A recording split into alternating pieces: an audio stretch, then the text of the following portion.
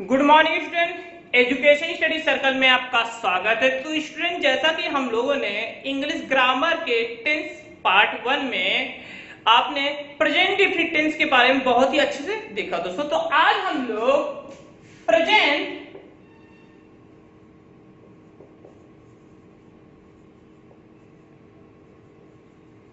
Continuous tense के बारे में देखेंगे, प्रेजेंट कॉन्टिन्यूअस टेंस के बारे में देखेंगे।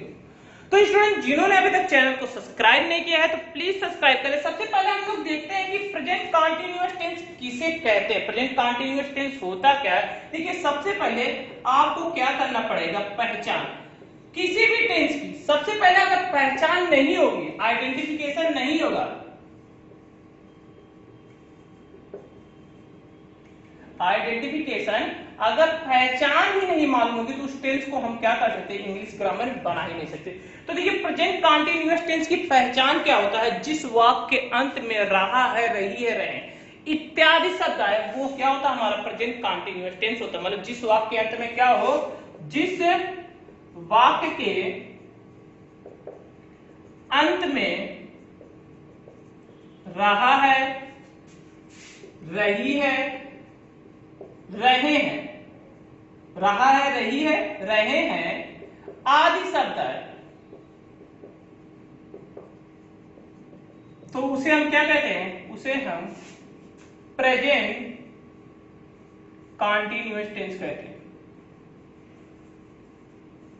टेंस कहते हैं। ठीक है, वही हमारा क्या होता है, प्रेजेंट कॉन्टिन्यूअस टेंस होता है। इसका देखिए हेल्पिंग वर्ब, अगर हम बात करें हेल्पिंग वर्ब, इसमें कौन कौन से हेल्पिंग वर्ब मतलब सहायक क्रिया का प्रयोग होता है, सहायक क्रिया का प्रयोग होता है। तो इसमें कौन कौन से सहायक क्रिया हैं दोस्तों, तो देखिए क्या होता है सहायक क्रिया, जैसा कि हमने आपको बताया था। देखिए इज, एम और आर, इसमें जो सहायक क्रिया होते हैं इज, एम, आर का प्रयोग होता है। ठीक है, इसका हम लोग अगर पार्शियल स्ट्रक्चर देखें तो क्या होता है, सबसे पहले आपका सब्जेक्ट आता है। ठीक है, आपने देखा था, अगर इसका पहले वीडियो अगर आपने देखा होगा प्रेजेंट डेफिनिट टेंस, तो उसमें हमने बहुत ही अच्छे से एक्सप्लेन किया है। आपको कहीं इज आएगा, एम आएगा और आर। ठीक है, is, am, are plus verb की फर्स्ट फॉर्म प्लस आईएनजी जोड़ देते हैं। क्या जोड़ते हैं, आईएनजी से जुड़ता है प्लस आपका क्या आ जाएगा, ऑब्जेक्ट आ जाएगा प्लस ईटीसी। तो ये है सिंपल सा इसका पार्शियल स्ट्रक्चर। अब इसके रूल देख लें। ठीक है, तो प्रेजेंट कॉन्टिन्यूअस टेंस की पहचान क्या है, एक बार आप ध्यान रखिए, जिस वाक्य के अंत में रहा है, रही है, रहे हैं, जैसे अगर ऐसे वाक्य आते हैं तो अब इसकी एग्जांपल हम देखेंगे तो आपको और अच्छे समझ में आएगा। जिस वाक्य के अंत में रहा है, रही है, रहे हैं आदि शब्द आता है वो हमारा क्या होता है, प्रेजेंट कॉन्टिन्यूअस टेंस होता है। और इसका जो हेल्पिंग वर्ब होता है, एक तरीके से सहायक क्रिया जो होता है, हिंदी में कहते हैं इज, एम, आर होता है। ठीक है, तो इसके रूल क्या है, देखिए आपने पार्शियल स्ट्रक्चर देखा, subject is, am, are plus verb की first form plus ING plus object plus etc है।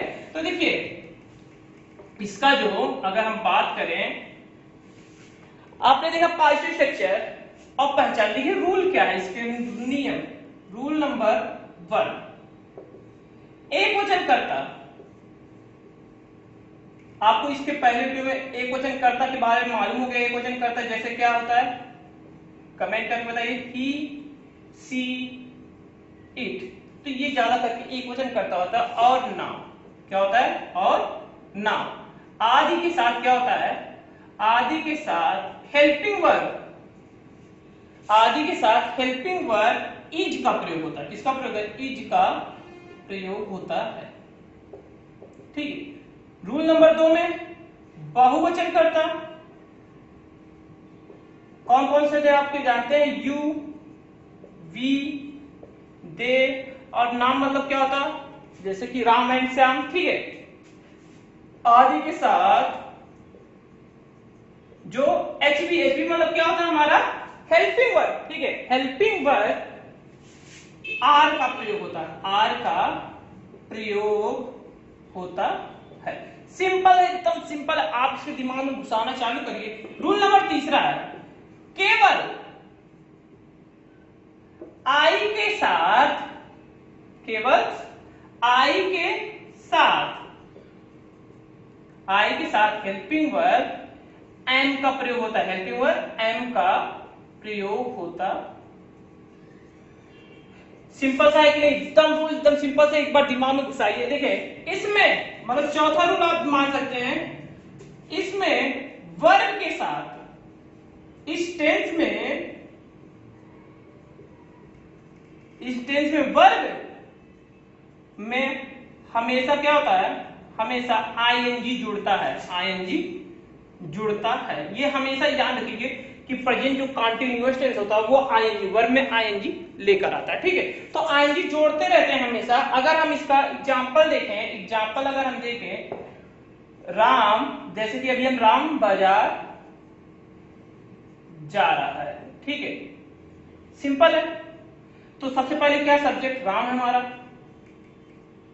जाना क्या हो जाएगा? गो, तो यहां पे आईएनजी लग जाएगा। गोइंग क्या हो जाएगा? गोइंग टू मार्केट, ठीक है, गोइंग टू मार्केट।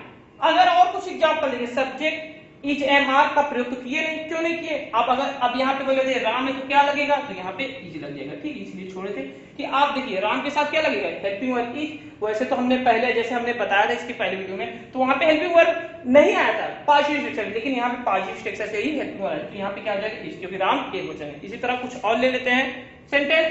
देखिए ध्यान दीजिएगा, आपको एक पॉइंट समझ में आएगा। जैसे वे लोग क्या करते हैं? अंग्रेजी बोल रहे हैं, वे लोग अंग्रेजी बोल रहे हैं, तो दे हो जाएगा। तो अभी हेल्पिंग वर्ब हम छोड़ देते, क्या होना? बोलना क्या होगा? Speaking English. तो अभी आपने देखा कि यहाँ पे जो हेल्पिंग वर्ब रहेगा ये कौन सा है? हमारा एक वचन है, बहुवचन है, क्या है? हमारा बहुवचन है, तो यहाँ पे क्या आ जाएगा? आर। सिंपल है। तो अगर मैं क्या करता हूं? मैं हिंदी पढ़ाता हूं, मैं हिंदी बोल रहा हूं, मैं हिंदी बोल रहा हूं, मैं हिंदी बोल रहा हूं, तो क्या हो जाएगा? आई के साथ क्या लगेगा? एम। अब आपको याद होगा एम, स्पीकिंग हिंदी, मैं हिंदी बोल रहा हूं, तो आई एम स्पीकिंग हिंदी, मैं हिंदी बोल रहा हूं, आई एम स्पीकिंग इंग्लिश, मैं इंग्लिश बोल रहा हूं। तो सिंपल सा है, आप ऐसे नोट कर सकते हैं। तो इसके आ जाते हैं, देखिए टेंस बहुत ही सिंपल है, इसको आप दिमाग में घुसाइए क्या कहा जा रहा है। अब आते हैं निगेटिव स्ट्रक्चर के बारे में बात करें। निगेटिव में क्या होता है?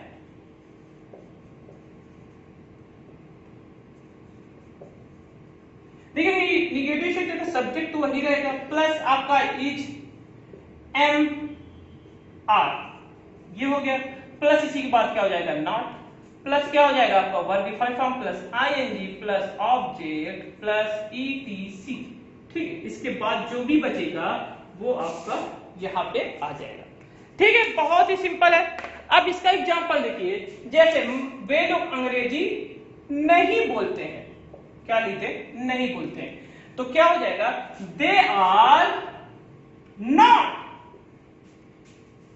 स्पीकिंग इंग्लिश, मैं हिंदी नहीं बोल रहा हूं, तो आई एम नॉट शीला खाना नहीं बना रही है। जैसे कि अभी हम कहें कि इसके कुछ दूसरा एग्जांपल है, नहीं के लिए केवल सिर्फ नॉट लगाना है। शीला, जैसे यहां पे शीला खाना नहीं बना रही है, या तो कहे पका रही, ठीक है।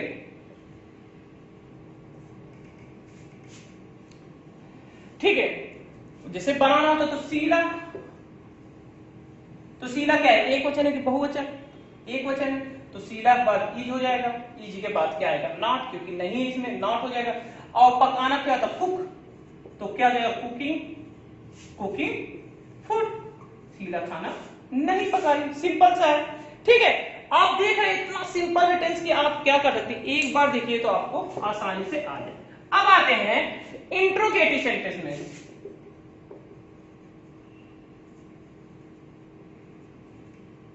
स्ट्रक्चर में देखिए इंट्रोगेटिव स्ट्रक्चर जो होता है वो दो टाइप का होता है। अगर आप पहला देखें, पहला टाइप होता है जब वाक्य क्या से प्रारंभ हो, हो तो, अगर जब वो आप क्या से प्रारंभ हो तो उसे हम किससे बनाते, तो उसे हम हेल्पिंग वर्ब की सहायता से बनाते हैं, हेल्पिंग वर्ब की सहायता से बनाते हैं। तो हेल्पिंग वर्ब की सहायता से क्या बनाते हैं, देखिए हेल्पिंग वर्ब में क्या क्या हो जाएगा आपका, जैसे पहले आएगा is am are plus subject हो जाएगा प्लस नॉट हो जाएगा प्लस वर्ब की फर्स्ट फॉर्म हो जाएगा प्लस आईएनजी हो जाएगा प्लस ऑब्जेक्ट हो जाएगा प्लस ईटीसी, क्या हो जाएगा ईटी। तो ये है स्ट्रक्चर, सिंपल सर। जैसे कि उदाहरण में देखेंगे तो क्या मोहन होमवर्क नहीं कर रहा है, जैसे कि कह रहे हैं गृह कार्य, क्या मोहन गृह कार्य नहीं कर रहा है, तो क्या हो जाएगा, अगर क्या आता है तो बहुत लोग वाट लगा देते, देखिए वाट से नहीं स्टार्ट होगा, ये हेल्पिंग वर्ड से स्टार्ट होगा, तो यहाँ पे मोहन क्या है, एक वचन है, तो यहाँ पे क्या हो जाएगा, इज हो जाएगा और मोहन, ठीक। क्या मोहन, इज मोहन नॉट, क्योंकि नहीं है तो नॉट लग जाएगा, इज मोहन नॉट, और गृह कार्य करना मतलब डूइंग होमवर्क, मतलब डू होमवर्क का क्या हो जाएगा, डूइंग होमवर्क, ठीक है, डूइंग होमवर्क, ठीक है। तो सिंपल सा, जैसे दूसरा एग्जांपल है,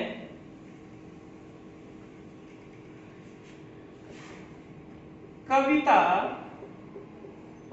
तेज नहीं दौड़ रही है, मतलब कविता तेज दौड़ रही, कविता तेज दौड़ रही, तो कविता हो जाएगा, कविता होगा, तो कविता के बाद दौड़ रही है, तो सबसे पहले पहचान हो गया कि ये प्रेजेंट कंटीन्यूअस टेंस का, तो हो जाएगा इज, दौड़ना क्या हो जाएगा रन, तो क्या हो जाएगा रनिंग, ठीक है, रनिंग फास्ट, कविता तेज नहीं दौड़ रही, कविता तेज दौड़ रही, तो कविता रनिंग फास्ट, ठीक है,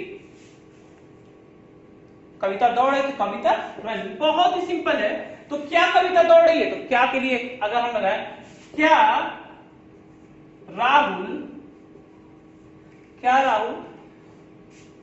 राहुल, जैसे अगर कोई और सेंटेंस है, क्या राहुल मूवी देख रहा है, मूवी,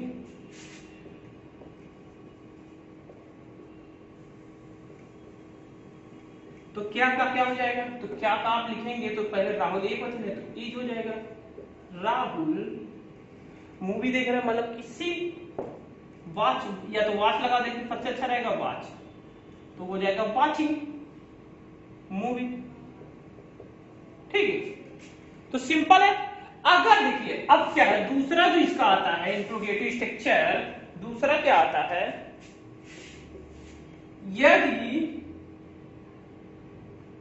यदि क्या शब्द बीच में आए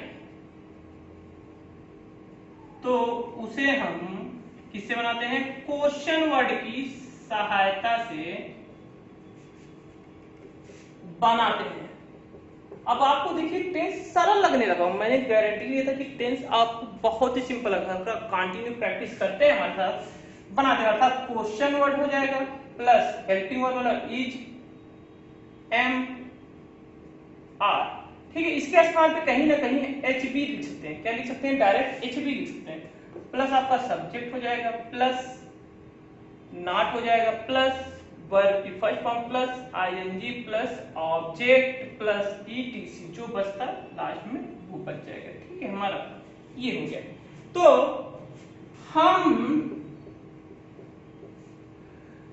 हम लोग अंग्रेजी क्यों नहीं बोल रहे हैं, हम लोग अंग्रेजी क्यों नहीं बोल रहे हैं, क्यों नहीं बोल रहे हैं, क्योंकि हमको नहीं आता, क्यों बोल रहे हैं हम लोग अंग्रेजी क्यों नहीं बोल रहे हैं, ठीक है। तो देखिए क्यों नहीं बोल रहे हैं, तो इसका क्या हो जाएगा वाई, ठीक है, और हम का क्या बहुवचन है तो इसके लिए क्या लगेगा एम लगेगा कि आर, तो आर हो जाएगा। ध्यान में दीजिए क्योंकि आई के साथ ही केवल एम का प्रयोग होता है, ऐसे ही मिस्टेक होगा, क्योंकि अगर यहाँ पे मैं होता तो ही क्या होता है यहाँ पे, तो why are we not speaking English. ठीक है, सिंपल सा आप लोगों ने बना दिया। आपको अगर देख रहे हैं कि इतना सिंपल है, क्योंकि आपको अब प्रेजेंट कंटीन्यूअस टेंस से कभी टर्न ही रहता, बहुत ही सिंपल है। आप देख ही रहे हैं, इससे ज्यादा सिंपल नहीं हो सकता दोस्तों। तो यदि आपको वीडियो पसंद आ रहा है दोस्तों, जिन्होंने अभी तक चैनल को सब्सक्राइब नहीं किया तो प्लीज सब्सक्राइब करें, और नेक्स्ट वीडियो में हम इसके नए पार्ट के साथ प्रस्तुत होंगे। नमस्कार दोस्तों, नए वीडियो के साथ प्रस्तुत होंगे।